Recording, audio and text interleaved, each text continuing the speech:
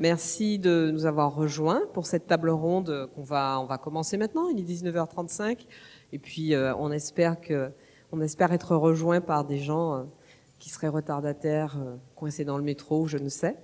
En tout cas, merci à vous toutes et tous d'être présents pour cette table ronde qui s'inscrit dans le cadre du Festival du Mieux Manger à Paris, 4e festival du mieux manger. C'est chaque année au mois de juin depuis 4 ans, 4 éditions. Et c'est pendant une semaine du samedi au samedi. Donc on a commencé samedi dernier jusqu'à samedi prochain, entre 100 et 120 événements organisés dans tout Paris, à la fois dans plusieurs écoles, plusieurs EHPAD par exemple, quelques crèches, mais aussi des concours de cuisine, des ateliers dans des boutiques ou des commerces d'alimentation durable ou des boulangeries, des brasseries. On peut apprendre à faire son fromage, on peut apprendre à faire son pain, par exemple. Des tables rondes comme celle de ce soir, et puis des temps forts comme le lancement samedi dernier sur la place des Fêtes avec toute une série d'animations, et la clôture samedi prochain qui sera à l'Académie du Climat. Mais toute cette semaine, là, entre aujourd'hui et samedi, nous serons présents à l'Académie du Climat avec une programmation nourrie, riche. Et voilà. Et samedi prochain, ce sera la clôture tout samedi après-midi avec ici, alors en espérant que la météo soit de la partie, ici dans la cour de l'Académie, beaucoup d'animations, et puis devant l'Académie sur la place Baudoyer où habituellement il y a un marché, eh bien nous aurons un salon du livre de l'alimentation durable avec plusieurs auteurs et autrices qui seront là et qui viendront signer leurs livres. Peut-être que ceux qui êtes de ce côté-là de la salle, si vous le souhaitez, c'est une simple recommandation, vous rapprochez parce que nous on est un peu décalés par rapport à vous, mais ce n'est qu'une recommandation.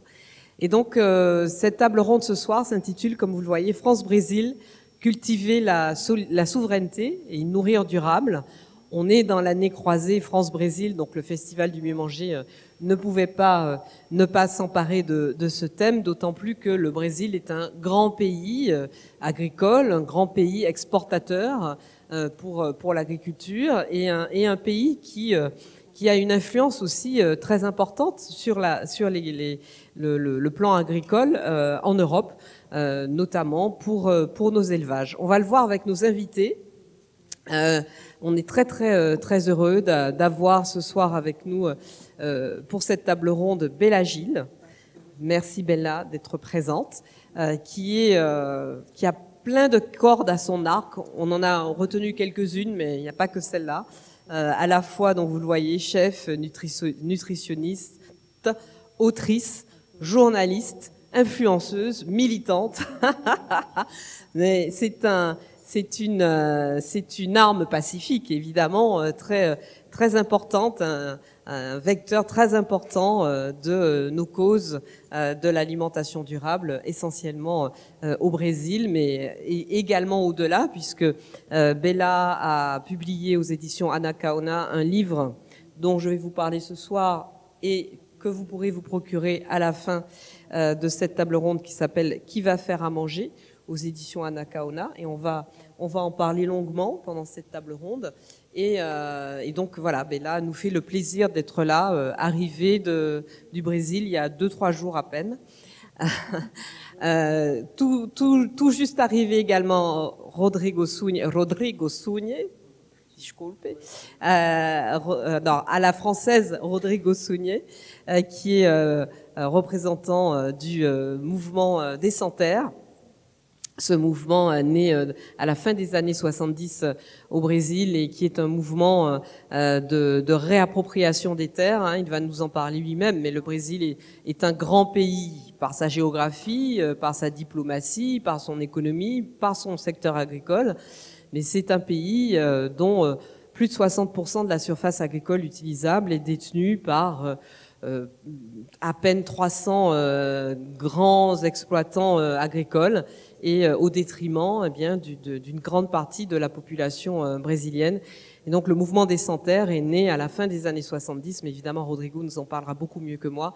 On va faire le point avec lui, voilà, de l'état des luttes de ce mouvement si important et qui s'est inscrit vraiment dans le paysage, dans l'histoire des luttes au Brésil et dans le paysage social et économique brésilien.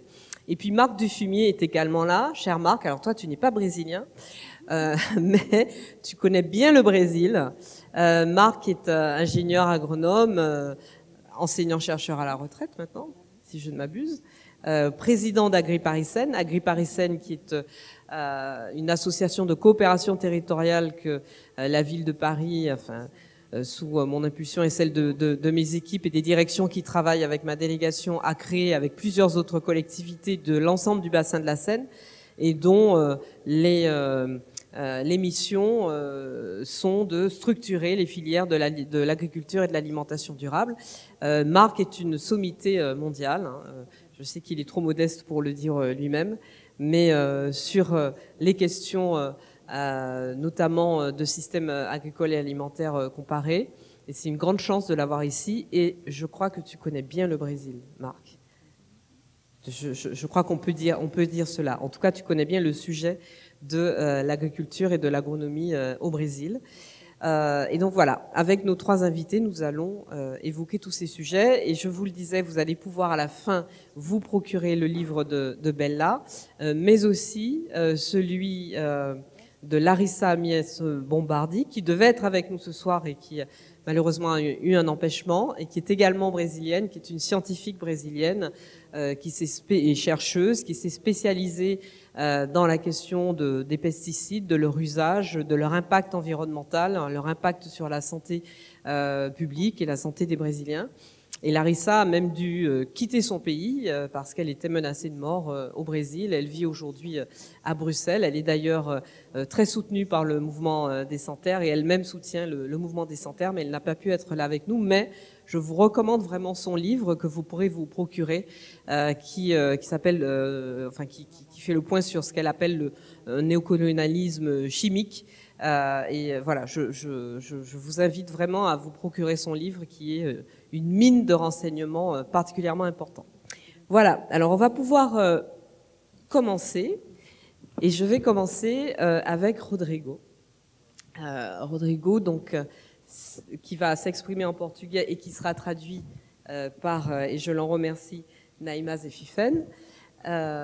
Rodrigo, faisons un point, si vous le voulez bien, sur les actions du mouvement des Sans Terre. Où vous en êtes aujourd'hui?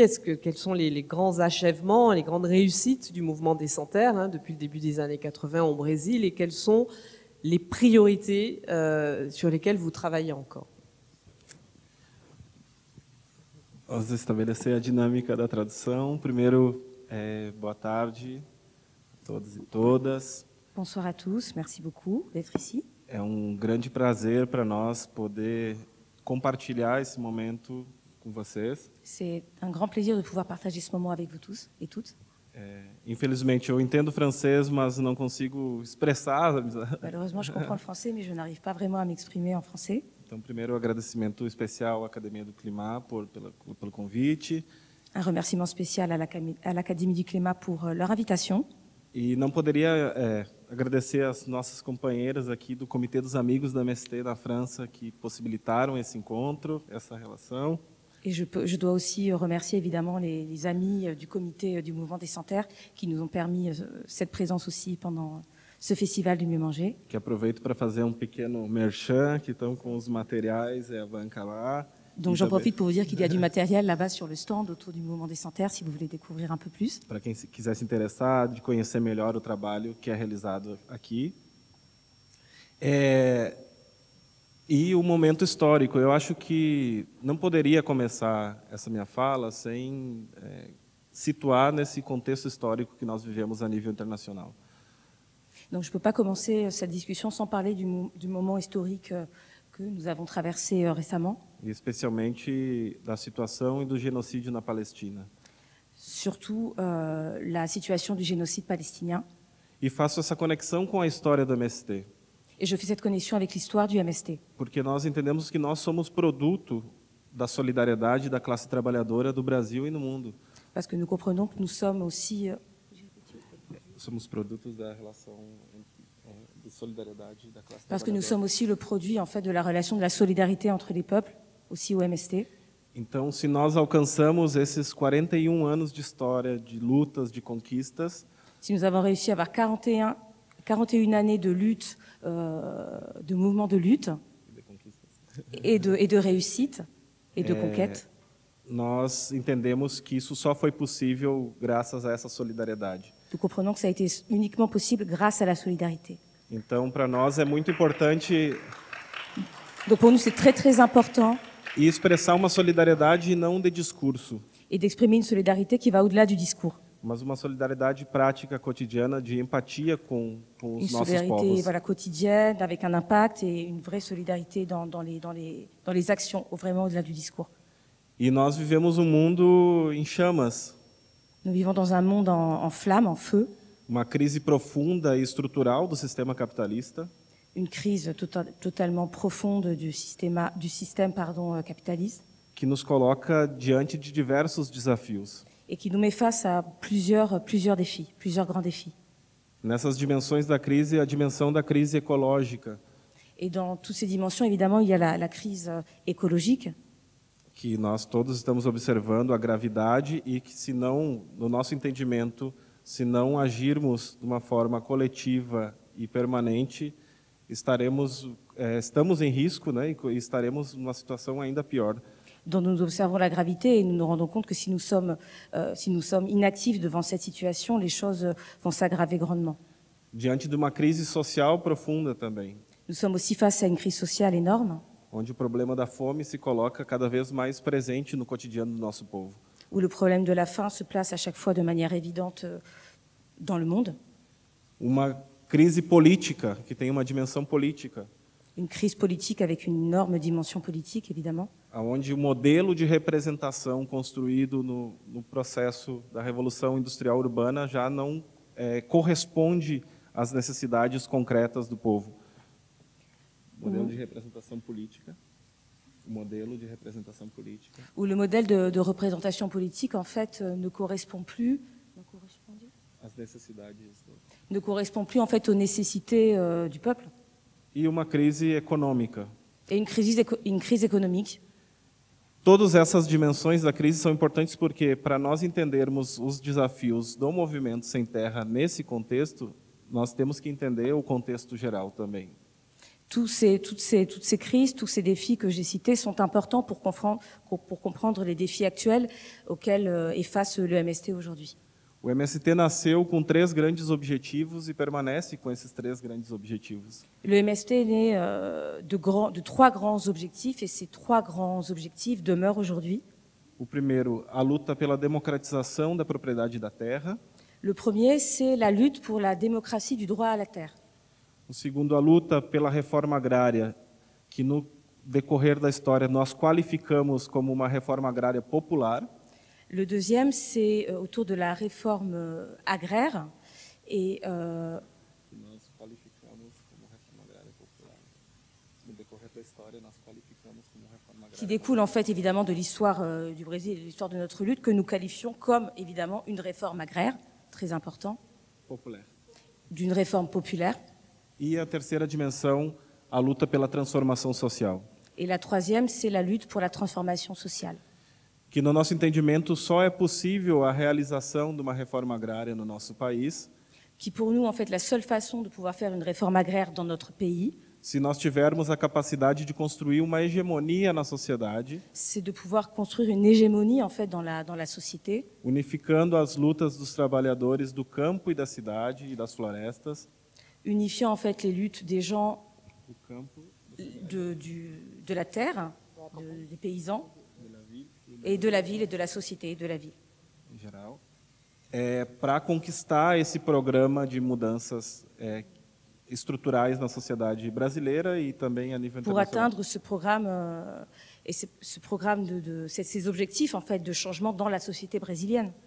Então, os desafios novos, eles se atualizam Ces nouveaux défis en fait s'actualisent diante dos contextos históricos que nós vamos enfrentando, face au contexte en fait historique auquel on est confronté mas quotidiennement. a base existencial do sentido de existência do Movimento Sem Terra, Mais la base existentielle du mouvement des Sans Terre, ela permanece com esses grandes objetivos ainda não alcançados.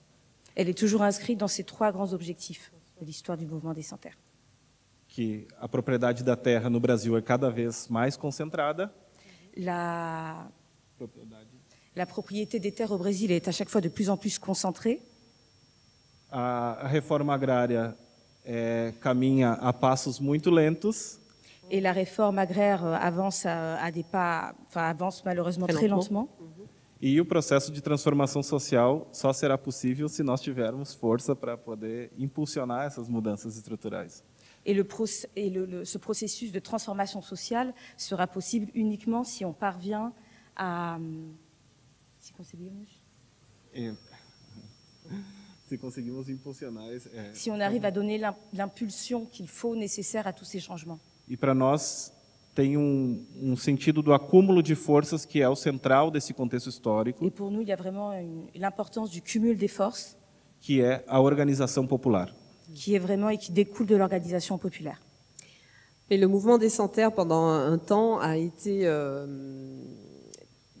faut que tu penses à traduire pour lui. Le mouvement des Sans Terre, pendant un temps, a été combattu, décrié, présenté comme un mouvement hors la loi, qui s'appropriait les terres. Est-ce que c'est cette perception, même si j'imagine que vos adversaires sont toujours là, mais est-ce que cette perception aujourd'hui dans l'opinion publique au Brésil a changé ces dernières années, et notamment avec l'arrivée du Parti des Travailleurs au pouvoir? D'abord en 2002, puis depuis.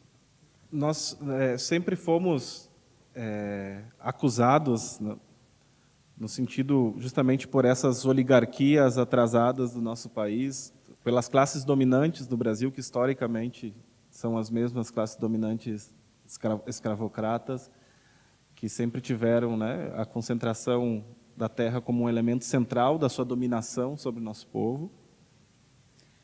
Nous avons toujours été accusés par ces classes oligarques brésiliennes depuis la création de notre mouvement, en fait, ces classes qui répètent des modèles d'esclavisation, d'esclavage, d'esclavagisme.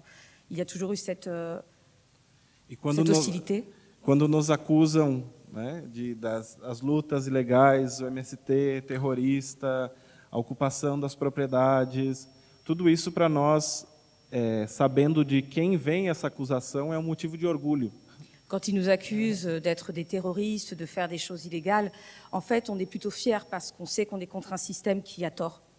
Porque são essas pessoas que estão destruindo o nosso país, ou destruíram historicamente e continuam destruindo o nosso país. Parce que ce sont ces personnes qui détruisent notre pays et qui historiquement ont détruit notre pays. São esses que invadem as terras indígenas. Ce sont eux qui envahissent les terres indigènes. São esses que estão envenenando o nosso povo com agrotóxico. C'est eux qui empoisonnent notre peuple avec des agrotoxiques. E são esses que patrocinaram as tentativas de golpe, inclusive em 2023. Et c'est eux qui ont mis de l'argent et qui ont investi dans toutes les tentatives de coup d'État qu'il y a pu avoir au Brésil, notamment les dernières. Então, nesse sentido, nós entendemos que o medo que eles têm do MST. Donc, dans ce sens, on comprend évidemment qu'ils ont peur du MST. Et pourquoi ils ont peur du MST? E por que eles falam mal do MST? Et pourquoi ils parlent mal du MST? Porque o MST concretamente representa projeto alternativo a essa lógica que eles... Parce que le MST justement propose une alternative différente à celle qu'ils mettent en place. Et le MST aujourd'hui est complètement présent dans la vie des Brésiliens. Vous avez des élus, vous êtes présents sur l'ensemble du territoire. Vous êtes, donc je disais, vous avez soutenu le président Lula. On se souvient du MST campant devant l'endroit où il était assigné à résidence et le saluant tous les matins et le soutenant, bien que le MST ne soit pas affilié à un parti politique. Mais est-ce que vous diriez qu'en tout cas la bataille de l'opinion est gagnée pour le MST au sein de la population brésilienne? Eu acredito que nós acreditamos, na verdade, que esse processo da evolução histórica do próprio movimento Nous croyons qu'il s'agit d'un processus d'évolution du mouvement. que dialeticamente nós também fomos nos transformando com esse processo. Dialectiquement aussi, nous sommes aussi développés en fait avec ce mouvement. Tu mets le micro. Pardon. Nous nous sommes aussi développés dialectiquement avec ce mouvement, Sem perder o nosso horizonte estratégico. sans perdre notre horizon stratégique. Mas eu coloco um elemento fundamental que foi a luta, num primeiro momento, do acesso à terra, Mais il y a un élément fondamental qui est l'accès à la terre, e como depois de 15 anos o movimento define a agroecologia como a sua matriz produtiva. et comment après 15 ans, O movimento define a agroecologia como a matriz produtiva. comment après 15 ans le mouvement définit,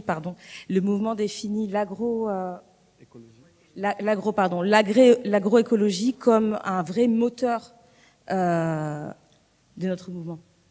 E é nesse sentido, essa relação que se estabelece com os trabalhadores também da cidade, fazendo um debate de que a nossa tarefa histórica Et dans ce sens, donc la discussion qui s'instaure aussi avec les personnes, les travailleurs, de la ville, é a produção de alimentos saudáveis para o conjunto do povo brasileiro, la production d'aliments sains pour l'ensemble de la société brésilienne, abriu também uma desmistificação do que é o MST. a permis une démystification de ce qu'est le MST aujourd'hui.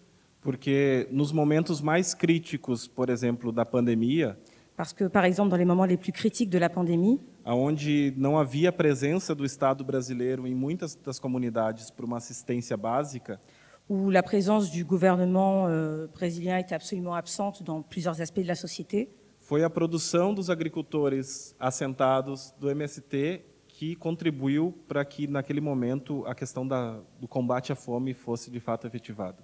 le rôle des agriculteurs du MST a été vraiment fondamental dans le combat contre la faim pendant la pandémie au Brésil. Nós dizíamos nessa época, levar a comida produzida, a comida saudável produzida a partir da luta, On disait à cette époque, ramener saudável, ramener la nourriture saine a panela vazia do trabalhador que estava na cidade passando Voilà. fome. On ramenait de la nourriture saine dans la marmite vide, finalement, du Brésilien, de la famille brésilienne. E dizíamos que junto não era só o alimento em si, Et que ce n'était pas juste l'aliment en lui-même, que ele vinha carregado desse sentido da solidariedade, et qu'il venait chargé de ce sentiment de solidarité. e que para nós isso é um elemento fundamental. Então, esse momento também representa uma virada no cenário mais recente da forma como o MST foi visto, principalmente pela classe trabalhadora brasileira. Et donc, c'est évidemment cet aspect-là d'avoir combattu la faim pendant la pandémie est un aspect fondamental. Et donc, ça a participé à ce changement aussi du point de vue de la société brésilienne sur le MST et de son importance. E também não podemos deixar, né, nos nossos aliados que não são, né, de Et bien todas sûr, on ne peut as. pas oublier nos alliés. E aqui está uma grande aliada nossa Il também, y a né, ici une grande alliée qui est donc Belagile, que foram muito importantes no sentido de fazer o combate das ideias. Ça a été très important de faire ce combat des idées ensemble, No conjunto da sociedade, sobre a importância da alimentação saudável, a importância da agroecologia, pour parler de l'importance de l'agroécologie, de l'importance de l'alimentation saine et durable, e na defesa de que esse processo só foi possível pela organização popular. et aussi la défense de dire que ce combat a été possible uniquement grâce au mouvement populaire. Alors, est-ce que cette agriculture saine, durable, et qui est donc destinée à une agriculture de proximité pour les Brésiliens, est-ce qu'elle est sans chimie? Est-ce qu'elle est sans chimie, sans pesticides? Nós falamos sobre o processo de transição agroecológica. Nous avons parlé de la transition écologique. Por óbvio que nós temos também contradições nos nossos processos, Nous avons évidemment aussi des contradictions dans notre processus, mas nós temos a convicção mais nous avons la conviction de que nós temos que fazer um trabalho intensivo, inclusive nas nossas bases, qu'il faut faire un travail intensif para intensificar o processo da transição pour améliorer et accélérer ce processus de transition agroécologique. E esse é um processo permanente. Et c'est un processus permanent. É uma batalha constante no conjunto da sociedade. Et c'est une bataille permanente de l'ensemble de la société. Et est-ce qu'on peut dire qu'aujourd'hui, le MST, finalement, avec tout ce qu'il a réussi à mettre en place comme structure, comme agriculture de proximité, et avec son approche aussi complète et sociale du sujet de l'agriculture, est-ce qu'on peut dire que le MST nourrit le Brésilien lambda? Je ne sais pas s'il y a l'équivalent en portugais de cette expression. Eu acho que seria pretensioso dizer que o MST alimenta, mas Je pense que ce serait prétentieux de dire que le MST alimente le Brésil. Mas o conjunto, por exemplo, em dados concretos, o conjunto da agricultura familiar e camponesa brasileira, Mais l'ensemble de l'agriculture brésilienne familiar e Da? familiar e camponesa, de l'ensemble de l'agriculture familiale et paysanne brésilienne alimenta mais de 70% alimente plus de 70%. Ou seja, 70%, mais de 70% dos alimentos que estão na mesa C'est-à-dire que plus de 70% des aliments qui sont sur la dos table trabalhadores provém da agricultura familiar. proviennent de l'agriculture familiale. Então, são dados importantes, Ce sont des données très importantes. mas ainda estamos num lugar ainda muito aquém do que gostaríamos de estar. Mais nous sommes encore loin de l'endroit où nous voudrions être aujourd'hui. E por isso a nossa luta é para potencializar uma produção agroecológica, de massificação da agroecologia, C'est pour ça que notre objectif, c'est vraiment d'amplifier et de potentialiser une agriculture e dar as condições para que nós possamos ter ainda mais condições de contribuir na alimentação saudável do nosso povo. et parvenir à avoir des conditions pour une alimentation saine et durable beaucoup plus grande, Apporter avec de tout beaucoup le plus monde. d'ampleur. Est-ce que ça veut dire qu'on on a raison de présenter, parce que vu d'ici, de France, d'Europe, on présente souvent l'agriculture brésilienne comme étant coupée en deux, une agriculture de l'agrobusiness, une agriculture agrochimique qui est uniquement destinée à l'exportation, et une agriculture familiale, paysanne, saine pour la population brésilienne? Em termos gerais, sim, porque o grande agronegócio, o agrobusiness, até nisso a lógica colonizada das classes dominantes brasileiras se manifesta, né? De manière générale, on peut dire que oui, puisque aujourd'hui l'agrobusiness est extrêmement présent au Brésil et on peut le qualifier effectivement de cette façon-là. A lógica colonizada do nome importado, o agronegócio em português, agrobusiness, né? Representa esse setor, né, com uma grande concentração da propriedade da terra. La traduction Élysée du mot agro-négocio intéressante, dire agrobusiness, et elle représente A concentração, la concentration en fait o monocultivo, de la monoculture, a utilização intensiva dos agrotóxicos l'utilisation massive d'agrotoxiques e o trabalho escravo. et le travail esclavagisé. Esse é o modelo que nós nos contrapomos. Ça, c'est un modèle contre lequel, évidemment, on se bat et on s'oppose fortement. E do outro lado, uma agricultura familiar e camponesa Et de l'autre côté, une agriculture familiale et paysanne que produz para o mercado interno, para o consumo interno. qui effectivement produit pour le marché interne, pour le pays. Então, sim, enquanto o agronegócio está preocupado com o seu lucro, se apropriando dos bens comuns à natureza, Donc effectivement, dans la mesure où l'agronégocio, l'agrobusiness s'empare des terres s'empare des terres de manière à les faire siennes, controlado pelas grandes empresas transnacionais e pelos bancos, tout ça évidemment contrôlé par les grandes entreprises et les banques et les multinationales, a agricultura familiar tem a preocupação de alimentação concreta do nosso povo. L'agriculture familiale a cette préoccupation en fait de nourrir le peuple. E, infelizmente, com o Estado brasileiro Et malheureusement, comme l'État brésilien, favorecendo totalmente o lado do agronegócio. l'État brésilien favorise vraiment nettement l'agrobusiness. Est vraiment du côté de E não estou l'agrobusiness. falando somente do governo Lula. Et je ne parle pas seulement du gouvernement Lula. Estou falando da estrutura do Estado brasileiro. Je parle de la structure de l'État brésilien.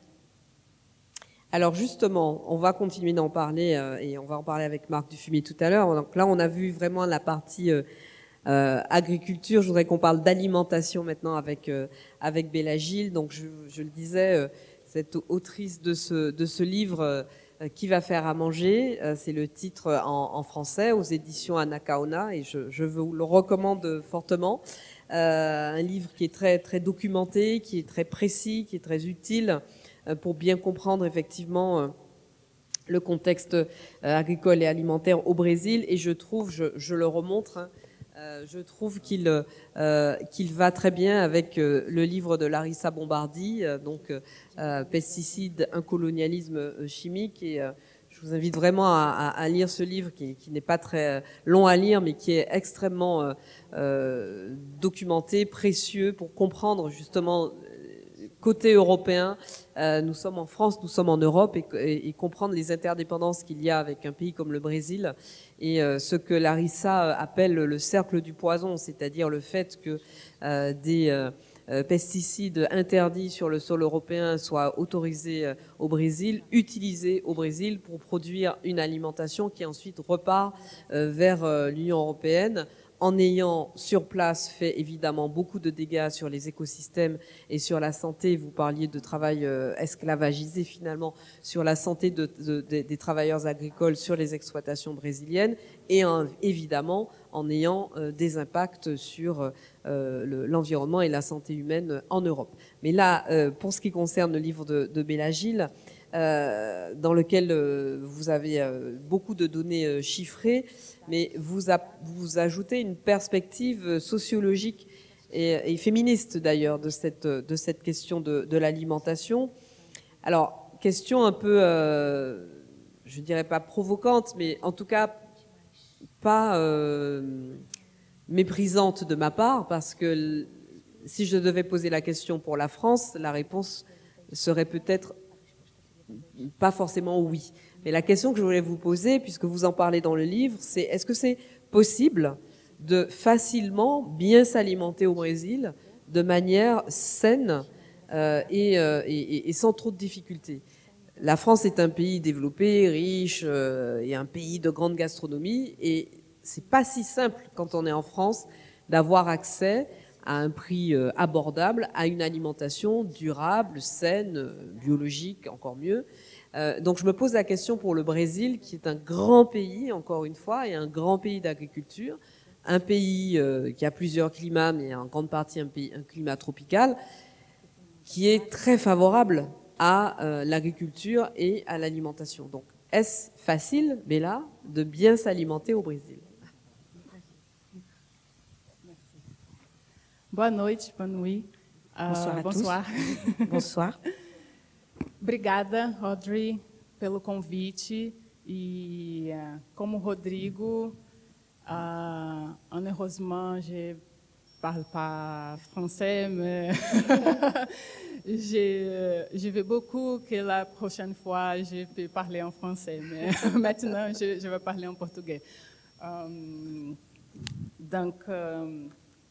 Então, essa é uma pergunta importante e a resposta objetiva é não. Não é fácil comer bem no Brasil. C'est une question importante et la réponse, malheureusement, est simplement non. Ce n'est pas facile de manger sainement au Brésil. Porque não só no Brasil, mas a gente tem problema de distribuição e acesso dos alimentos. Parce qu'au Brésil, il y a un problème de distribution et d'accès à l'alimentation au Brésil. Quando a gente fala de alimentação global e de sistemas alimentares globais, quand on parle d'alimentation globale et de systèmes d'alimentation globaux, A gente produz comida para alimentar mais de 10 bilhões de pessoas. En fait, on produit des aliments pour environ 10 Bilhão. 10 millions, Bi. 10 billions, Oui. 10 billions, pour environ, pardon, c'est le Brésil, 10 billions de 10 personnes, milliards alors oui. Não, globalement. Dans tout le monde. Oui. généralement. Ce que vous voulez dire, c'est qu'on produit aujourd'hui assez de nourriture pour nourrir l'ensemble de l'humanité, en fait, et même plus. Exatamente. Voilà. E ainda tem muita gente passando fome. Il y a encore Então, beaucoup de gens, malheureusement, qui vivent dans la faim, malgré tout. então, temos realmente uma questão de distribuição.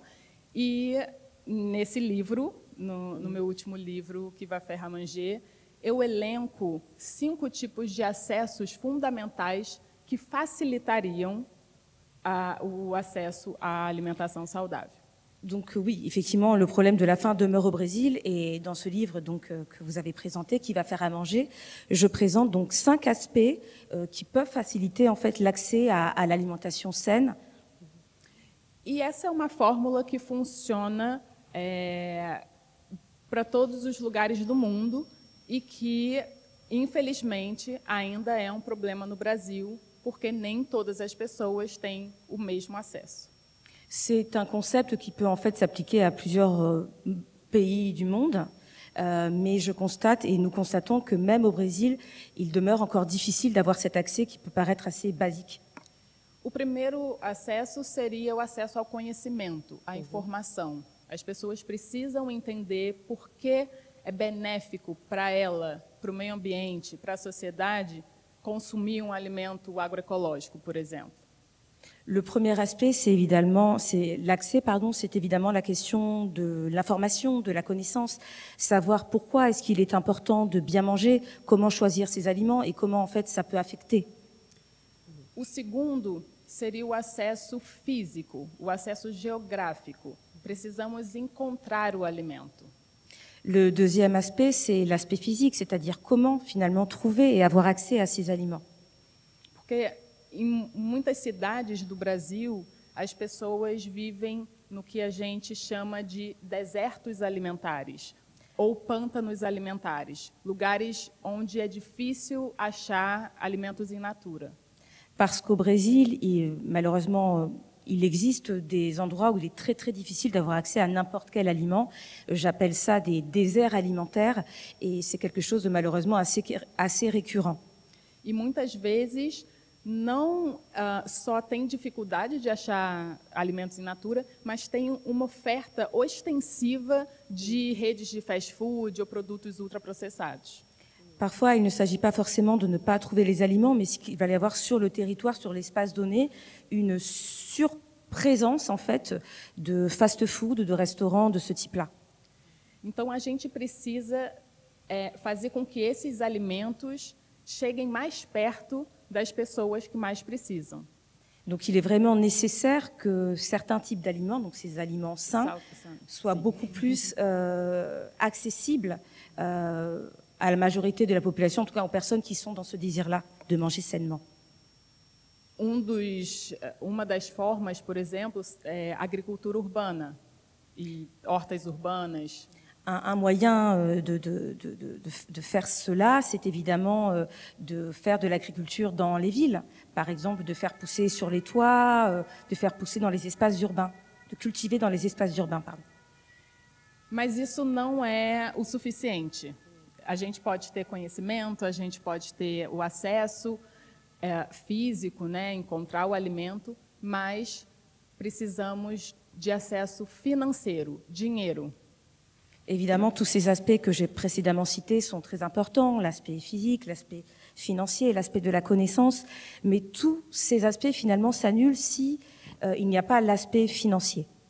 As pessoas passam fome no Brasil por falta de dinheiro, por falta de poder aquisitivo, de capital, tanto dinheiro quanto de terra.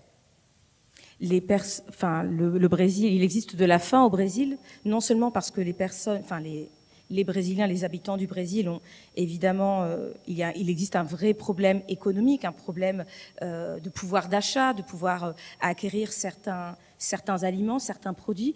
tout comme le disait Rodrigo, un problème d'acquisition de la terre et d'appropriation de la terre. E outro acesso que... Desculpa, vou voltar porque... Je vais revenir.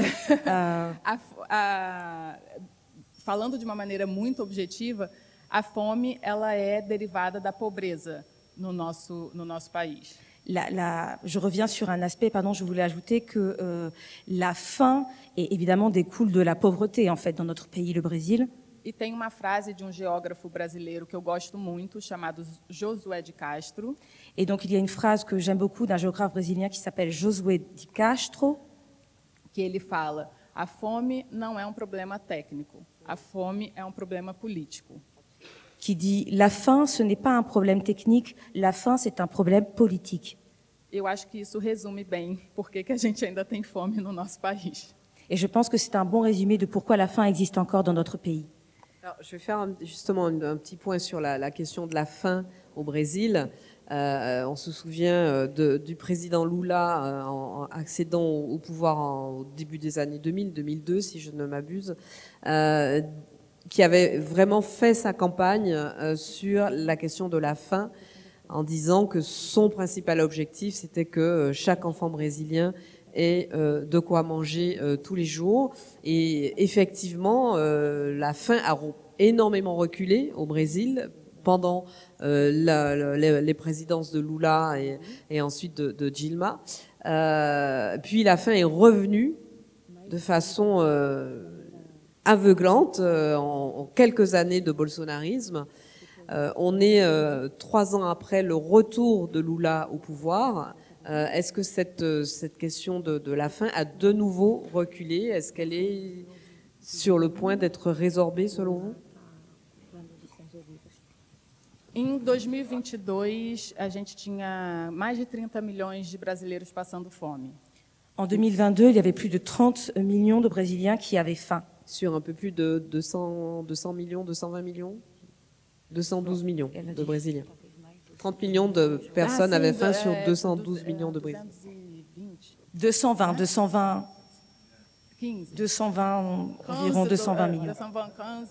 Entre 215 et 220. Mais de toute façon, como diga, boi.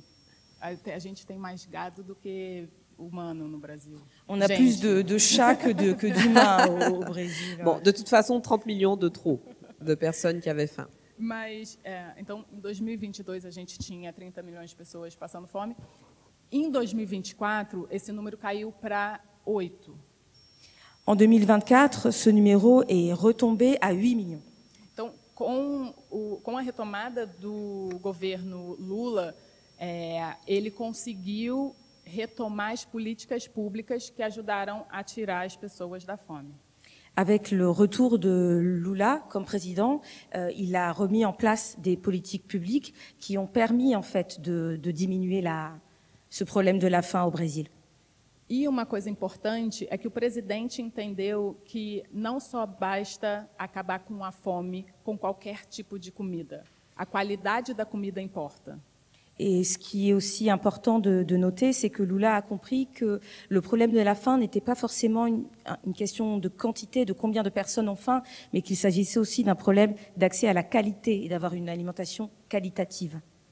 Porque hoje a gente tem quase 60 mil pessoas morrendo por causa do consumo direto de ultraprocessados. Malheureusement, aujourd'hui, il y a environ 60 000 personnes qui meurent à cause de produits ingérés, qui sont des produits ultra traités, ultra transformés. É número maior que as mortes por homicídio. C'est un numéro, enfin, c'est plus grand que le nombre d'assassinats, de personnes qui sont mortes d'assassinats au Brésil, pour vous donner un exemple. E 70% das mortes no Brasil são decorrentes das doenças crônicas não transmissíveis, como câncer, diabetes, obesidade. 70%. Et plus de 70% des morts au Brésil sont causées par des maladies qui sont de type cancer et qui sont évidemment causées par ces produits ultra traités, transformés, pardon. Então a gente sabe, o governo sabe, o Estado sabe que a comida, agroecológica, a comida sem veneno, a comida de panela, a comida de verdade, ela salva vidas. Donc le gouvernement sait, en vérité tout le monde sait que l'alimentation et que l'écologie organique, l'écologie biologique aujourd'hui sauve des vies.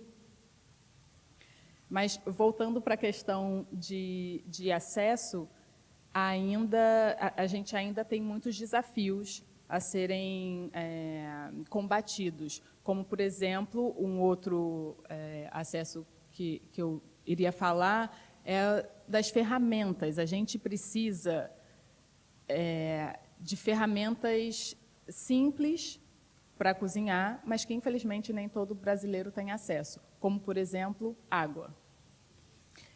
Donc c'est une situation dont tout le monde est évidemment conscient. Il y a les aspects que j'ai évoqués tout à l'heure, et pour revenir sur ces aspects, il y a forcément un aspect qui est très important, qui est en fait l'accès à des choses basiques, à des éléments très basiques de la vie quotidienne, comme tout simplement l'accès à l'eau. Então, saneamento básico, acesso à eletricidade. L'accès à l'électricité, aux vêtements propres. Ainda são recursos que não chegam na casa de todas as pessoas, e por isso também temos pessoas passando fome. Ce sont des éléments qui malheureusement n'arrivent pas encore, ce sont des éléments qui n'arrivent pas encore dans tous les foyers brésiliens, et c'est aussi là aussi réside la difficulté en fait de combattre la faim au Brésil. Por exemplo, tem famílias que plantam feijão no quintal, mas não tem a água e nem o fogo para cozinhar. Il y a par exemple des familles qui vont planter du feijão, donc ce sont les fameux haricots pour ceux qui connaissent le Brésil, haricots, qui vont planter ça dans leur jardin, mais ils n'ont pas accès ni à l'eau et ni au gaz ou à une marmite pour pouvoir cuisiner ces aliments.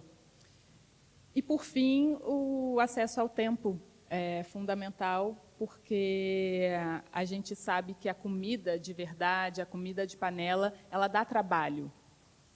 Et enfin, l'accès évidemment au temps, parce qu'il faut avoir du temps. On sait très bien que de la cuisine faite maison, de la cuisine faite avec des produits, c'est une cuisine qui requiert du temps. Donc l'un des aspects aussi importants que je voulais mentionner, c'était le temps. A gente precisa comprar os alimentos, cortar os alimentos, cozinhar, lavar. Il faut du temps pour cuisiner, laver les aliments, les couper.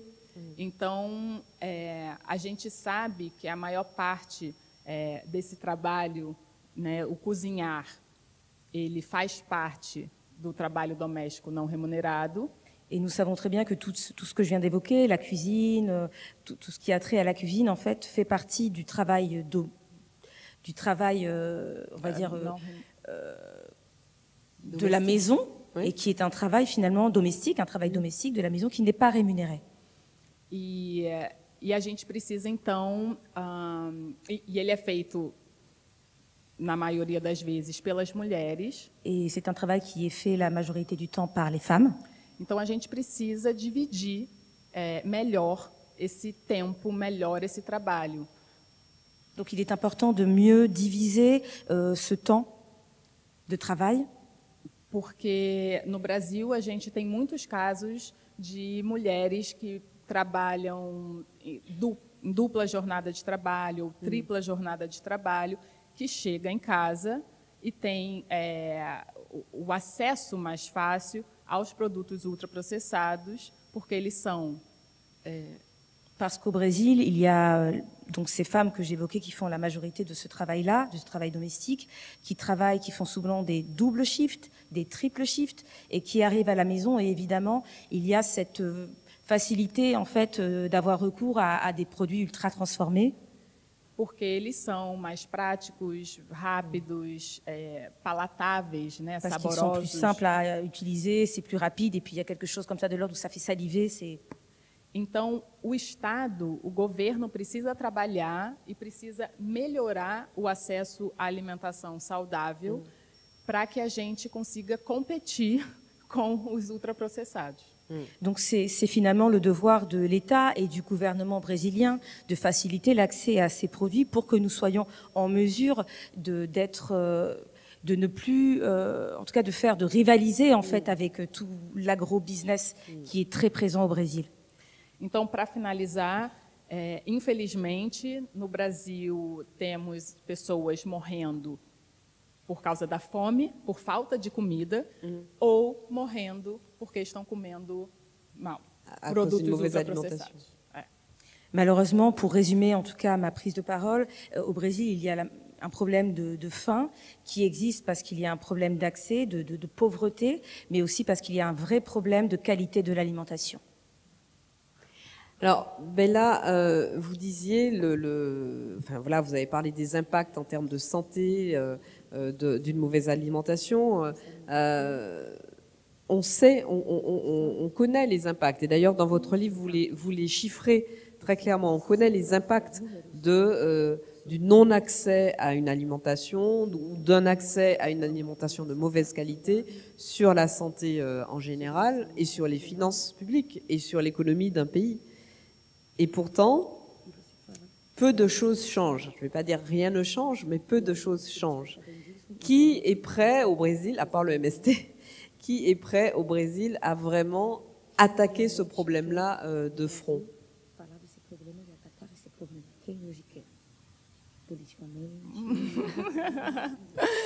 Que difícil. Difficile, question difficile. Oui.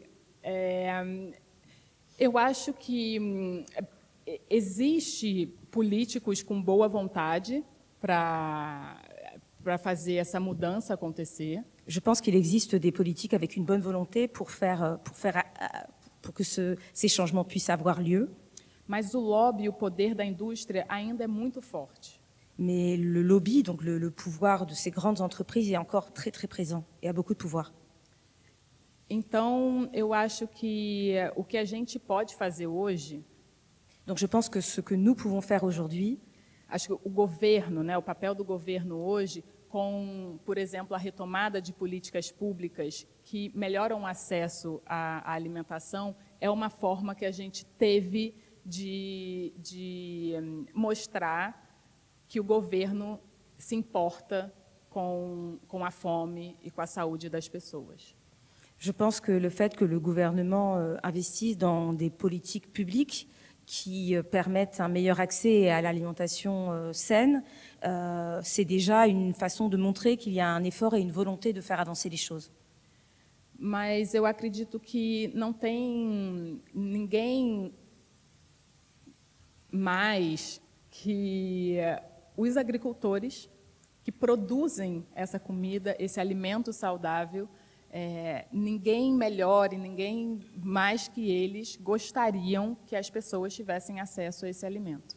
Mais je crois en réalité qu'il n'y a personne d'autre que les agriculteurs qui ont réellement cette réflexion et qui n'ont pas un autre désir que de mettre sur la table une alimentation saine et des produits de qualité. E por mais que eles sejam maiores em quantidade, eles ainda sofrem com, como eu posso dizer, com... Et même s'ils sont plus nombreux en nombre, finalement, malheureusement, ils ont du mal à, comment dire... eles têm mais quantidade, mas menos força política, Ils sont plus nombreux, mais je pense qu'ils ont moins de force politique.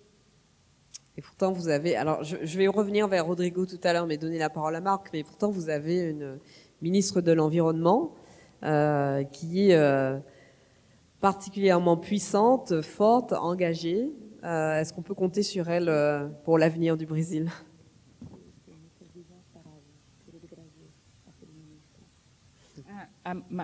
Marina. Sim, ela é maravilhosa.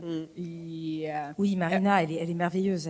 É exemplo de uma política com boa vontade de fazer mudanças estruturais e fundamentais para o bem-estar do Brasil como país. C'est vraiment l'exemple d'une politicienne qui est pleine de bonne volonté et qui a vraiment le désir de modifier les choses de manière structurelle, en fait, dans les politiques publiques pour faciliter tous ces accès. Oui, tout à fait. Mas, infelizmente, ainda temos uma política muito misógina, né? Acho que você viu... Oui, récemment encore. Et malheureusement, nous avons, comme vous le savez sûrement, Audrey, une politique très misogyne au Brésil, ce qui ne facilite pas les choses pour Marina. Alors, Marc Dufumier, donc on va prendre un des deux micros. Merci. Donc Marc, je le disais, tu es un grand spécialiste des questions d'agronomie, d'agroécologie, un grand avocat international de l'agroécologie. Et j'aimerais déjà avoir ton point de vue sur ce qu'on a entendu là, parce que tu connais bien les deux situations, celle du Brésil et celle de la France, celle du Brésil et celle de l'Europe. Ton point de vue de spécialiste sur ce qu'on a entendu, puis après peut-être avoir une comparaison entre les deux systèmes et comprendre ce qui nous rapproche et les combats communs que nous pourrions avoir. Donc je vais essayer de répondre, alors dire que j'ai une bonne connaissance du Brésil. C'est vrai que j'ai beaucoup travaillé au Brésil. C'est quand même 3 fois plus peuplé que la France et c'est 15 fois plus étendu. C'est quasiment un continent, hein, entre la forêt amazonienne ou le Rio Grande do Sul, le Sertão, le Cerrado et tout. Une très très grande diversité. Plus que 4 fois plus étendu, non? Beaucoup plus, non? Une diversité de situations, comment? Je disais beaucoup plus que 4 fois plus étendu que la France. C'est 3 fois densément 3 fois plus peuplé. Et 15 fois plus étendu. 15 fois, d'accord. 15 fois, j'entendais 4 fois. 15 fois plus étendu. Donc c'est finalement peu densément peuplé, mais il y a des zones effectivement de forêt vierge encore, enfin de forêt primaire et autres. En tout cas, il y a une diversité de situations écologiques et socio-économiques entre des régions qui ont été colonisées très tôt par les Portugais, le sud qui a été davantage colonisé par des Européens et plus tardivement prédominait en tout cas une agriculture familiale. Et puis le triangle de la sécheresse, le polygone de la faim, enfin bref, une très grande diversité. Mais j'ai travaillé à peu près dans toutes ces régions, au départ avec le mouvement des Sans-Terre, hein, donc dans le Rio Grande do Sul. J'ai beaucoup travaillé dans le cadre de coopération interuniversitaire. En ce moment, je travaille surtout sur la cacaoculture en agroforesterie, donc dans la région de la Zona da Mata de l'Estado de Bahia. Alors, je partage beaucoup de ce qui a été dit, et y compris, il y a des choses qu'il nous faut bien comprendre, par exemple, dans les causes de la faim. Alors, il y a évidemment des endroits très reculés où il n'y a pas accès forcément à une nourriture diversifiée et autres. Il y a aussi des gens dans les bidonvilles, les favelas, qui sont aussi très éloignés de nourriture correcte, hein, et donc vont effectivement au premier supermarché des aliments ultra transformés. Et il y a aussi évidemment les revenus. Et c'est incroyable. Mais voilà un pays qui exporte des agrumes, voilà un pays qui exporte du café, certes, premier exportateur mondial de café, un pays qui exporte de la viande, un pays qui exporte du maïs, et un pays qui exporte du soja. Et le soja brésilien ne nourrit pas des Brésiliens, ça nourrit des cochons français. Nos cochons sont plus riches que des pauvres Brésiliens. Il paraît qu'il faut dire nos usines d'aliments du bétail sont plus solvables que des Brésiliens au chômage. Mais dans la pauvreté, il y a aussi les favelas, les bidonvilles. Hein. Il y a les paysans sans terre, sin terra. Ça veut dire qu'ils n'ont pas de quoi travailler par eux-mêmes. Et parfois, sur le bord de la route, ils attendent là un emploi pour éventuellement couper de la canne à sucre. Mais ils sont là tous les uns à côté des autres. Et l'employeur arrête sa voiture, tâte les muscles et embauche un tel et un tel. Enfin, on est dans des conditions d'inégalité de revenus absolument considérables. C'est un des pays où il y a pas totalement le pays, enfin avec l'Afrique du Sud, parmi les plus grandes inégalités de revenus. Et c'est bien ces inégalités de revenus qui font qu'une alimentation échappe à des pauvres pour nourrir des ultra-riches ou pour même être gaspillée et nourrir des cochons français. Je partage complètement ce point de vue. Je partage aussi des choses qui ont été dites sur le fait que, notamment dans le premier mandat de Lula, on a pu mettre largement fin à la faim et à la malnutrition, mais je vais dire, je ne sais pas si vous partagez complètement ce point de vue, mais plus par des politiques sociales, c'est-à-dire rendre accessible cette nourriture à des gens pauvres, que par la réforme agraire. C'est-à-dire la réforme agraire, je l'ai vécue moi, comme beaucoup plus avancée avant Lula, à l'époque de Fernando Henrique Cardoso, qui avait été élu sur un programme de dire la réforme agraire au Brésil, c'est dépassé, c'est déjà un pays tellement urbanisé, il n'y a pas besoin de faire de réforme agraire. Et c'est lui qui en a fait le plus. Et pourquoi ? Parce que le mouvement des Sans-Terre squattérisait, occupait des domaines, et du coup, dès qu'il y avait les escadrons de la mort, il faut dire les choses comme c'était des escadrons de la mort, eh ben, il était obligé, comme un démocrate quand même, de faire des réformes agraires là où des paysans avaient squattérisé des terrains et pour les donner aux paysans, démocratiser la terre, comme vous dites, c'est fondamental, la rendre accessible. Et je pense que mettre fin à la pauvreté et mettre fin à la faim de façon structurelle, sans assistance sociale, ce serait quand même de mener jusqu'au bout une réforme agraire pour tous les paysans sans terre. Il y a urgence.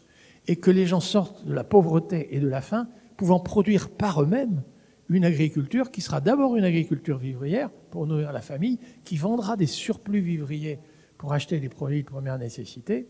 Et c'est clair qu'il n'y a pas, du point de vue même de l'agroécologie, il n'y a pas meilleure agriculture que l'agriculture familiale, de gens qui travaillent pour leur propre compte, avec l'idée de commercialiser une partie de leur surplus pour acheter des produits de première nécessité, en échelonnant les temps de travaux de la famille tout au long de l'année, mais échelonner les temps de travaux tout au long de l'année, c'est diversifier. Diversifier plusieurs activités agricoles, des rotations, des assolements diversifiés, associer l'agriculture et l'élevage. Tiens, c'est inspiré de l'agroécologie. Et je voudrais donner un exemple qui commence à dater. Mais Promissant, une petite commune de l'État de São Paulo, où justement, donc l'État de São Paulo, c'est souvent des grandes exploitations sucrières pour exporter du sucre et de l'éthanol. Enfin, je veux dire, c'est pas ça qui nourrit l'éthanol, c'est pas ça qui nourrit des Brésiliens. Mais voilà que malgré tout, dans un endroit où il y avait eu des batailles pour l'accès à la terre, les mouvements de la terre ont obtenu une réforme agraire. Ce village s'appelle Promissant, la promesse, Promissant. Et voilà que le maire, pas du tout acquis au mouvement de la serre, a été obligé de reconnaître que la réforme agraire à Promissant, c'était la résurrection des Promissants. C'est-à-dire que des paysans qui ont, ça y est, de quoi se nourrir, commencent à vendre quelques excédents, donnent donc de la nourriture aux gens des villes, et achètent des produits de première nécessité, des chaussures et des jeans, mais ça relance l'économie locale. Il n'y a pas meilleure démonstration, là où la réforme agraire a réussi, que oui, l'agriculture familiale, c'est celle qui permet de sortir, de nourrir les gens les plus pauvres, et y compris de pratiquer une agriculture durable inspirée de l'agroécologie. Je crois qu'il y a de belles démonstrations. Par contre, il y a aussi... J'ai vu aussi parfois, dans le sertan, dans le triangle de la faim, dans des régions de Cisal, des populations qui ont réussi par la réforme agraire à avoir accès aux terres de Cisal. Il faut dire aussi que les grands propriétaires n'étaient pas mécontents d'être expropriés et indemnisés parce qu'à l'époque, le prix du Cisal, la fibre de Cisal, fibre, c'est pas une fibre de luxe, c'est pas du lin, n'était pas rentable. Et voilà que les paysans s'emparent de ces zones productrices de Cisal et parviennent à commercialiser aujourd'hui du Cisal, y compris en Hollande, pour faire des poupées en Cisal. Une innovation terrible. Mais il y a des endroits où la réforme agraire a montré que ça pouvait être un succès, pas seulement pour les paysans, mais pour les villageois autour aussi. Et ça me paraît décisif. Par contre, c'est quand même difficile. Lula, aujourd'hui, n'a pas la majorité au Parlement et il a quand même bien des difficultés à mener cette réforme agraire. Là, je ne sais pas, il y a beaucoup à faire. Marc, je pense que tu es d'accord avec l'affirmation que reprenait Bella tout à l'heure sur le fait qu'aujourd'hui, on produit assez de nourriture, voire trop, pour nourrir chaque être humain à sa faim. Et pourtant, il y a entre 800 et 900 millions de personnes qui meurent de faim. Donc, comment expliquer ce paradoxe? Et il existe aussi au Brésil, puisque c'est un pays qui pourrait nourrir l'ensemble de ses habitants, mais où il y a encore, Bella nous le disait, 8 millions de personnes qui ont faim. Oui. Alors c'est très clairement, le Brésil est un excellent exemple qui montre que les grandes fermes, et ça a été très bien raconté tout à l'heure, quand vous avez des milliers d'hectares, vous êtes propriétaire, vous ne vivez dehors, vous vivez en ville. Vous êtes peut-être à San Salvador, vous êtes peut-être à Rio de Janeiro, vous êtes en ville, mais vous êtes propriétaire absentéiste, c'est le terme consacré, ausentiste, non? Propriétaire absentéiste. Vous allez effectivement faire votre tourne-dos, c'est le dimanche, vous allez, il y a même parfois la piste d'atterrissage dans la ferme pour que le petit avion, pour passer votre week-end. Mais c'est pas vous qui gérez, c'est pas vous qui travaillez, vous confiez ça à un gérant. Et qu'est-ce que vous demandez au gérant? Ben écoutez, j'investis du capital, argent, capitaliste, capital, argent, et du coup, maximiser mon taux de profit. Mais ce qui maximise un taux de profit, c'est d'abord la monoculture. Que du sisal, que du soja, que de la canne à sucre, un appareil, et on amortit sur des milliers d'hectares. Et du coup, c'est tout le contraire de l'agriculture familiale, paysanne, camponaise, qui, elle, vit de son travail et veut échelonner le temps de travail et donner un revenu pour tous les travailleurs familiaux de la famille. Donc, tant qu'on aura cette opposition-là, il y aura la faim. Et c'est vrai à l'échelle mondiale. Hein. Je vous le dis tout de suite, on pourrait nourrir à l'échelle mondiale bien plus que les 10 milliards d'habitants en 2050 en faisant un usage intensif, ce que savent faire les paysans, hein, en faisant l'usage intensif de l'énergie solaire pour fabriquer de l'énergie alimentaire, un usage intensif du carbone, du gaz carbonique pour fabriquer les molécules carbonées, les glucides, les lipides, et ce genre de choses, un usage intensif de l'azote de l'air avec des légumineuses pour fabriquer des protéines végétales, sans les agrotoxiques, sans les agrochimiques et sans tout ça. C'est vraiment, y compris pour les éléments minéraux, éventuellement avec des champignons mycorhiziens, avec l'agroforesterie, des arbres qui vont aller chercher des éléments minéraux en profondeur. Mais on pourrait nourrir bien plus de 10 milliards d'habitants à l'échelle de l'humanité tout entière. Et sur les 8,2 milliards d'habitants que nous sommes aujourd'hui, vous en avez encore 800 millions qui souffrent de la faim, non pas tous les jours leurs 2200 kilocalories, et 1 milliard de gens qui souffrent de carences nutritionnelles, peut-être qu'ils fréquentent les supermarchés, mais ils ont des acides gras saturés, ils ont des excès de sucre, des excès de sel, l'obésité, le surpoids, et finissent par mourir précocement. Mais oui, techniquement parlant, des formes d'agriculture paysanne relevant de l'agroécologie pourraient nourrir correctement le monde entier. Juste aussi quand même pour dire, il y a quelques pays qui ont fait des réformes agraires intégrales et qui sont aujourd'hui des pays industrialisés. Hein. Rappelez-vous, Taïwan, vous savez, Chiang Kai-shek rejoint Formose, c'est Mao Tse-tung qui a la Chine populaire. Et qu'est-ce que disent des Nord-Américains, pas des socialistes, pas des communistes, hein. Qu'est-ce qu'ils disent? T'as vu, à Chiang Kai-shek, t'as vu là ce qui est arrivé en Chine continentale? Maintenant, à Taïwan, tu fais une réforme agraire radicale. Aujourd'hui, pays industrialisé. Après la guerre de Corée, pareil, les États-Unis interviennent. Et qu'est-ce qu'ils ont dit après être reconquis la Corée du Sud? Ils ont dit, maintenant vous faites tu ou vous, j'en sais rien en anglais, mais tu fais une réforme agraire radicale, nouveau pays industrialisé. S'il y a bien des pays qui s'industrialisent rapidement dans ce qu'on a appelé le tiers-monde autrefois, les pays du Sud, c'est des pays qui ont fait des réformes agraires radicales, intégrales. Et le problème, le Brésil, ça n'a été qu'une réforme agraire partielle, ça a été dit tout à l'heure, trop partielle. Et les quelques petits endroits où il y avait plus d'agriculture familiale, plutôt le Sud, c'est là où avait commencé l'industrialisation. L'industrialisation du Brésil n'a pas commencé là où il y avait les Sesmaria, là où il y avait les colonels, là où il y avait tout ça. Hein. Le peu d'industrialisation du Brésil de l'époque, ça s'est industrialisé davantage avec les capitaux étrangers, mais c'était quand même la partie sud, donc là où régnait une agriculture plus familiale. Rodrigo, je vois que vous prenez beaucoup de notes par rapport à ce que dit Marc. Est-ce qu'il y a une réaction déjà sur les propos qu'il tient?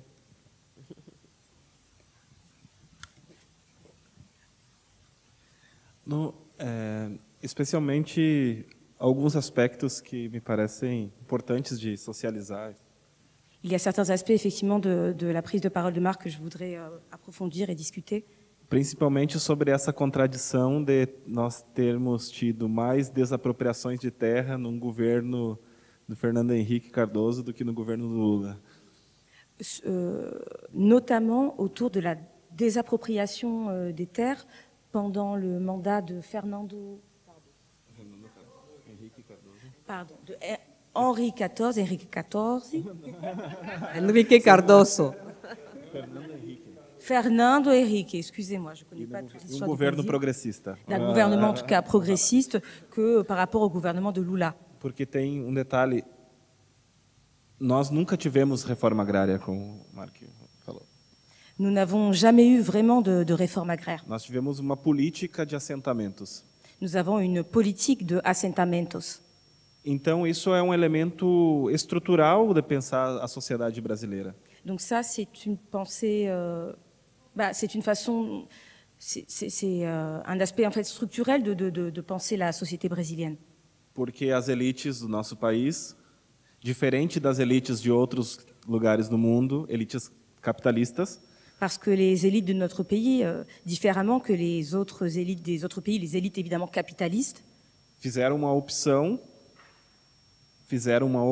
Ils ont fait l'option de não fazer o caminho pela reforma agrária, da industrialização não passar pelo processo da democratização do acesso à terra. Ils ont fait le choix et l'option de ne pas passer par la réforme agraire. E esse é um elemento fundamental na diferença que o MST faz no sentido de afirmar uma perspectiva de reforma agrária popular. Et ça, c'est vraiment la différence principale, en fait. Le MST a fait A reforma agrária popular, porque afirmamos a reforma parce que le agrária. MST affirme vraiment l'importance et la nécessité de cette réforme agraire populaire. Porque há uma diferença no sentido das reformas agrárias clássicas realizadas pelas burguesias de muitos países capitalistas. Parce qu'il y a une différence, en fait, entre les différents types de réformes agraires classiques qui ont pu être, mises en place par des sociétés bourgeoises. Pela inviabilidade que as próprias classes dominantes do nosso país colocaram sobre esse tema. À cause du manque de possibilités, de viabilité, en fait, qui a été imposé par ces classes politiques de notre pays. E nesse sentido nos coloca uma questão muito central, que para nós a luta pela reforma agrária não é uma luta apenas dos camponeses. Et ce qui met un peu au centre de la question, en fait, que la question de la réforme agraire, pour nous, n'est pas uniquement une question qui concerne, en tout cas, les paysans. Justamente por todos os argumentos que tanto Bela e Mark explicaram. Justement, par rapport à tous les arguments que Marc et Bella ont pu présenter pendant leur É uma prise de luta parole. que diz respeito ao conjunto da sociedade C'est une brasileira. lutte, en fait, qui dialogue et qui dit beaucoup de l'ensemble de la société d'un pays. Merci beaucoup. On va arriver au terme de notre table ronde. Peut-être juste encore un mot sur la question du Mercosur, qui soulève beaucoup de contestations, d'interrogations en France. La plupart des organisations écologistes, des militants écologistes sont contre le Mercosur. Je sais que c'est un traité auquel tient beaucoup le président brésilien. Je voulais avoir le point de vue justement du MST sur ce sujet. Primeiro, uma pequena aclaração, D'abord, un petit éclaircissement. que é muito recorrente quando nos fazem a pergunta sobre o acordo Mercosul-União Europeia. Qui est très récurrent quand on nous pose des questions sur l'accord du Mercosur. Uma coisa é o Mercosul Il y a le Mercosur e outra coisa é o acordo Mercosul-União Europeia. et il y a l'accord Mercosur et Union européenne. Eu digo isso porque nós temos são avaliações diferentes entre os processos. Je dis cela parce qu'il y a des validations en fait différentes entre les deux processus. O Mercosul, como um acordo regional, em certa medida, ele em algum momento ele contribuiu para o processo de integração regional. L'accord du Mercosur étant un accord régional, il a donc eu un impact sur les questions de gestion régionale. Principalmente no primeiro ciclo dos governos progressistas.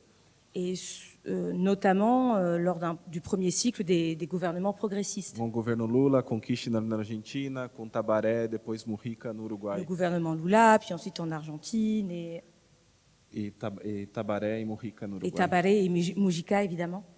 E contribuiu no processo, inclusive, da composição da Unasur. Qui a participé à la composition, évidemment, de UNASUR. Explicado isso, a nossa posição em relação ao acordo é muito explícita, em conjunto, inclusive, com a Via Campesina Internacional, que é a articulação dos camponeses que nós participamos. Maintenant que j'ai clarifié cela, je peux vous dire notre position concernant cet accord. E para resumir, eu acho que tem duas dimensões que nos preocupam muito nesse sentido. Et pour vous résumer, je peux vous dire qu'il y a deux éléments qui nous préoccupent énormément, qui sont de grandes préoccupations. A primeira, a dimensão neocolonial desse acordo. La première, c'est la dimension néocoloniale de cet accord. Nessa relação desigual que historicamente se construiu entre a Europa e a América Latina. Une relation qui totalement inégalitaire, qui s'est construite entre l'Amérique latine et l'Europe. Porque vejamos a contradição, são as grandes empresas transnacionais europeias as que estão justamente nessas áreas da produção da carne que hoje diz que não se quer nesse espaço aqui. Parce qu'on voit la grande contradiction qui est que ces grandes entreprises étrangères et internationales aujourd'hui investissent au Brésil dans ce marché de la viande, cette exploitation de la viande. Notamment européen. Et notamment européen. E a outra dimensão é no sentido da relação desses grandes acordos de livre comércio, da sua perspectiva de aprofundamento do neoliberalismo. Et l'autre préoccupation, elle est aussi sur l'aspect néolibéral en fait de ces accords Que na nossa internationaux. concepção são prejudiciais aos nossos povos. Et qui pour nous évidemment sont dangereux et totalement à l'encontre en fait de nos peuples. No tanto do povo trabalhador, da classe trabalhadora na Europa, como da classe trabalhadora do campo e da cidade no Brasil também. Le peuple évidemment brésilien, enfin le peuple travailleur, travailliste, tout comme aussi le peuple paysan et agriculteur. Mas é processo contraditório e nós temos que nos organizar e lutar para que isso não seja levado adiante. Et c'est un processus évidemment contradictoire, mais nous devons nous organiser ensemble pour pouvoir faire face et faire front contre ces stratégies. Merci beaucoup. Un grand merci à Rodrigo, merci Bella, merci Marc. Je ne sais pas s'il y a des questions dans l'assistance. Oui, ah oui, il y en a. Bon, alors je vais faire passer moi-même le micro. Il nous reste une petite dizaine de minutes, donc on ne va pas prendre beaucoup de questions parce que j'aimerais bien que vous ayez le temps ensuite de continuer à discuter avec nos invités de façon informelle et éventuellement d'aller acheter des livres. Alors, questions. Merci. Moi, c'est peut-être une demande de précision, mais je trouve que c'est intéressant pour l'auditoire. Je voulais peut-être demander soit à Rodrigo, soit à Bella, que vous expliquiez un petit peu le Plano Nacional da Agricultura Familiar, qui est un système, enfin, vous allez expliquer vous, mais comment il marche, le système qui permet d'alimenter à partir la restauration publique, et notamment les cantines scolaires, et de faciliter justement l'accès aux familles paysannes à ce marché-là pour vendre les produits. Et je trouve que c'est une expérience aussi. C'est une expérience très intéressante au Brésil de politique publique qui mériterait justement d'être discutée au niveau de la mairie de Paris. Ben, c'est justement que c'est utile que ce soit évoqué. Voilà. Merci. Et une question ici. Alors pour moi, c'est plutôt sur la. Pour moi, c'est plutôt sur la partie des informations, donc plutôt pédagogique, on dirait, qu'on a parlé. Je suis tout à fait d'accord avec tout ce qui a été dit sur les plans de la réforme agraire totale, et on est là, on souhaite ça. Mais je voudrais parler un peu de la pédagogie parce qu'il y a des savoir-faire qui s'y perdent aussi. Donc on savait, j'ai vu un documentaire sur des zones où on vit beaucoup de temps. Et une chose qui m'a frappé, c'est en Costa Rica, donc il y avait une communauté où il vivait plus de 100 ans. Et donc il y avait les petits-fils de cette personne qui avait 115 ans, qui était en pleine forme. Et les petits-fils, ils mangeaient des ultra-processés parce qu'il y a un supermarché qui arrivait au village. Donc comment penser aussi l'école comme un endroit où on va enseigner à cuisiner, où on va enseigner aussi ces enjeux, où on va aussi faire cette transmission qui n'est plus familiale, malheureusement. Merci. Alors, je vais donner la parole à Rodrigo et à Bella éventuellement sur la première question, sur l'utilisation du levier de la commande publique pour faire en sorte que dans les cantines, les enfants aient accès à une alimentation de qualité. Tá. Eu só queria adicionar Je voudrais rajouter quelque chose.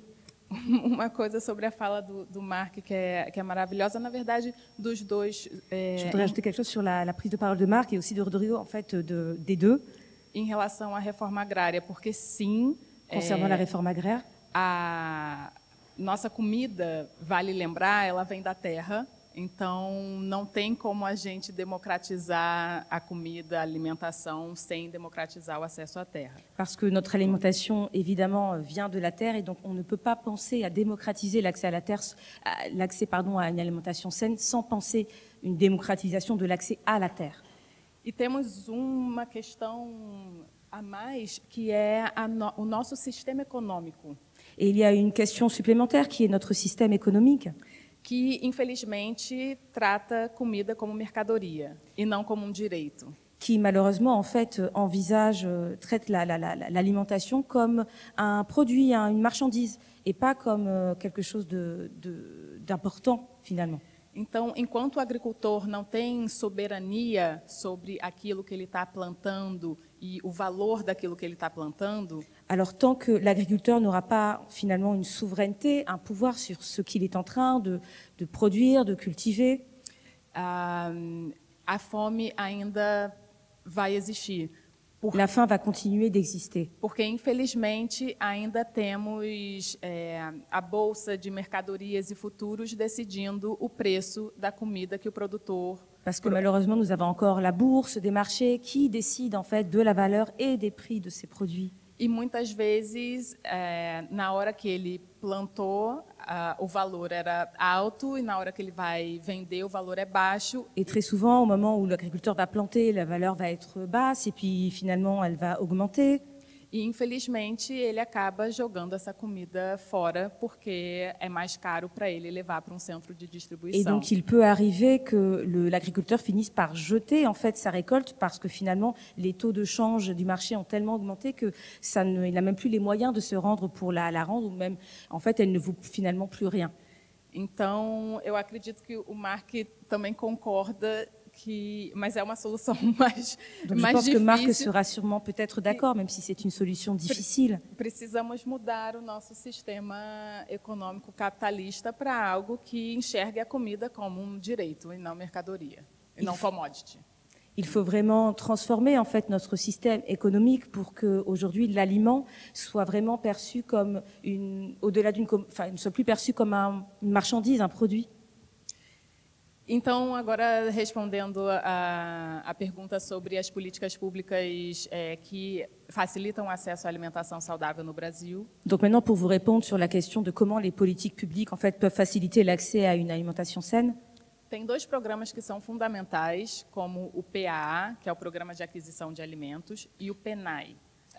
Il y a deux programmes qui sont fondamentaux aujourd'hui au Brésil. Le premier, c'est le Programa de PAA. PAA, Programa de Aquisição de Alimentos. Le programme donc d'acquisition aux aliments, et ensuite vous avez le PNAE. PNAE.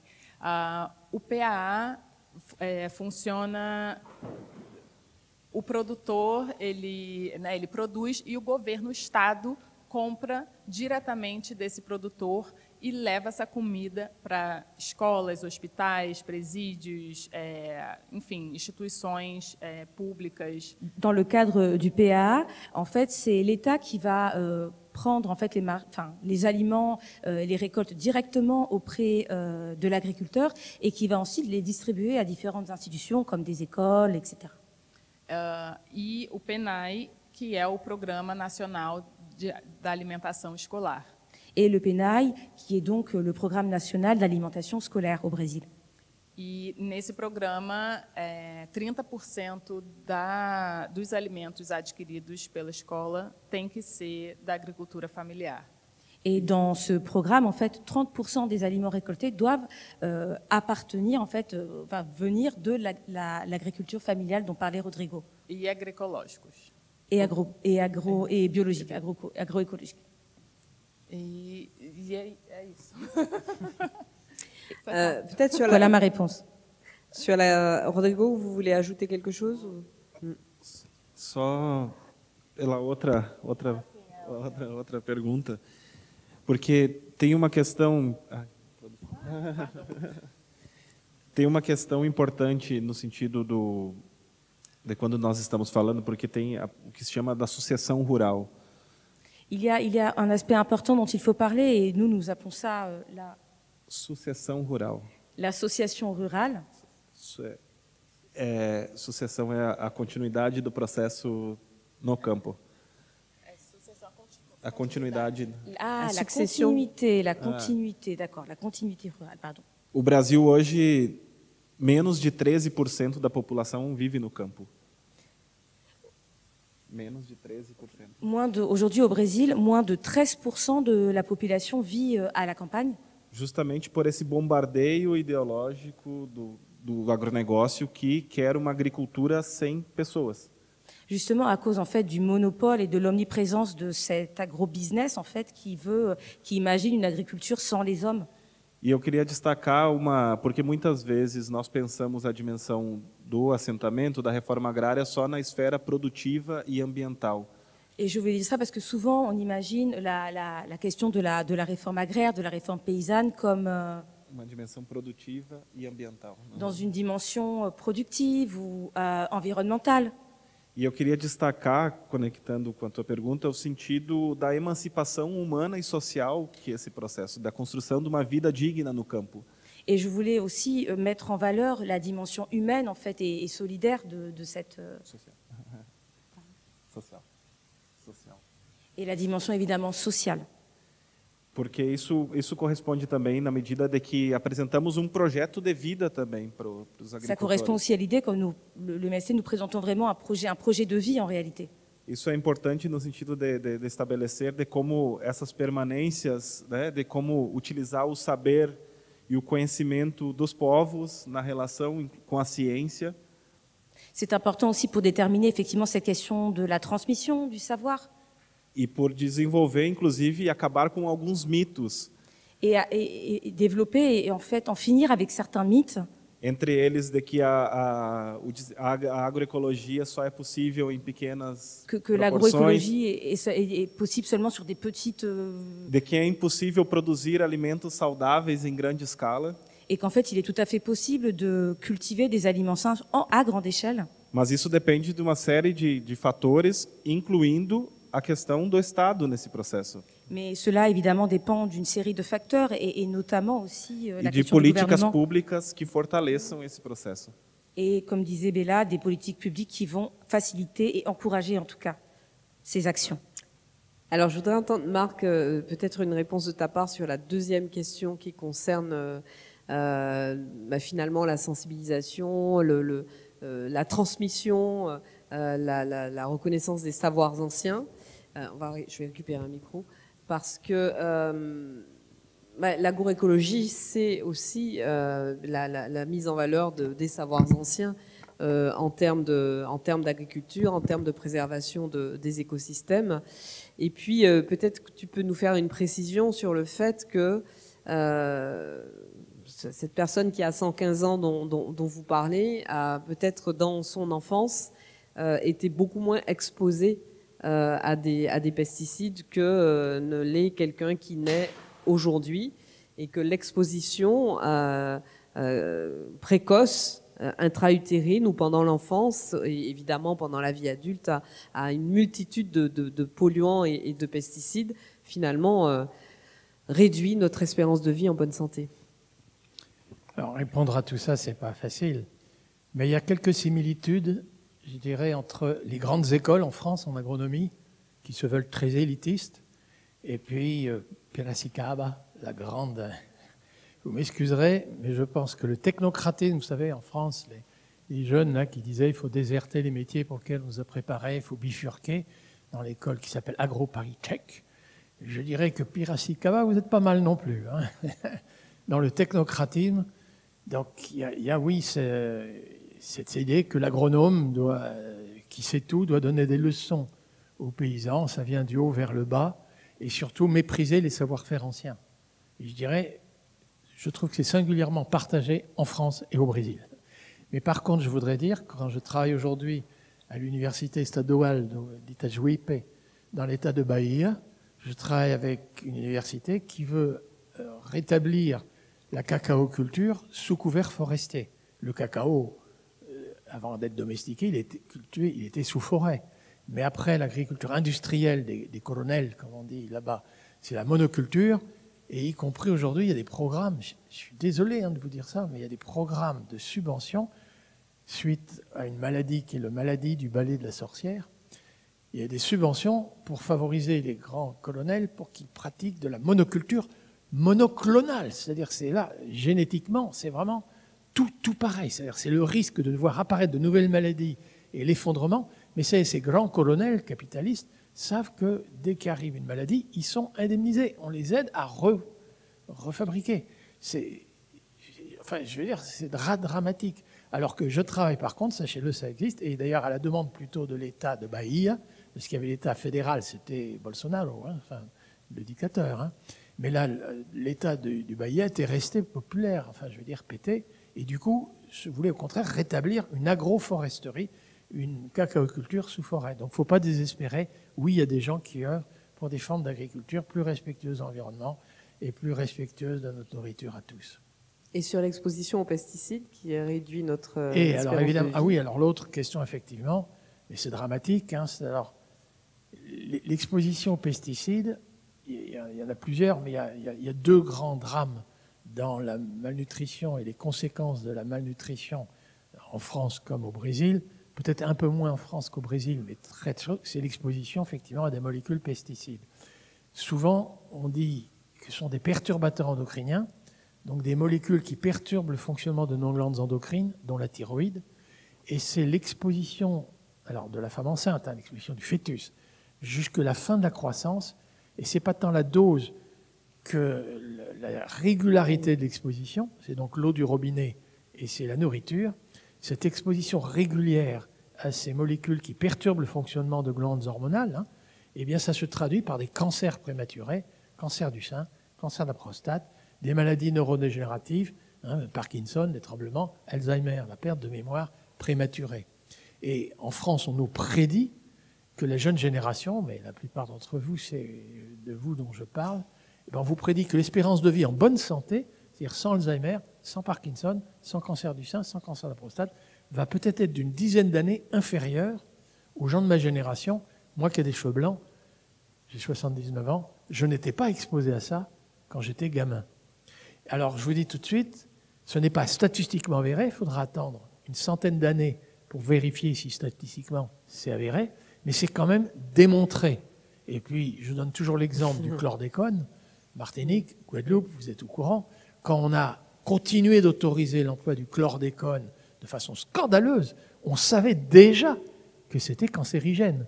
Et c'est aujourd'hui qu'on dit, ah ben c'est avéré, dramatiquement avéré, s'il vous plaît, il ne faut plus jamais faire ça en France et pas plus au Brésil. Merci beaucoup à nos invités, un grand merci. Je vous remercie de les applaudir.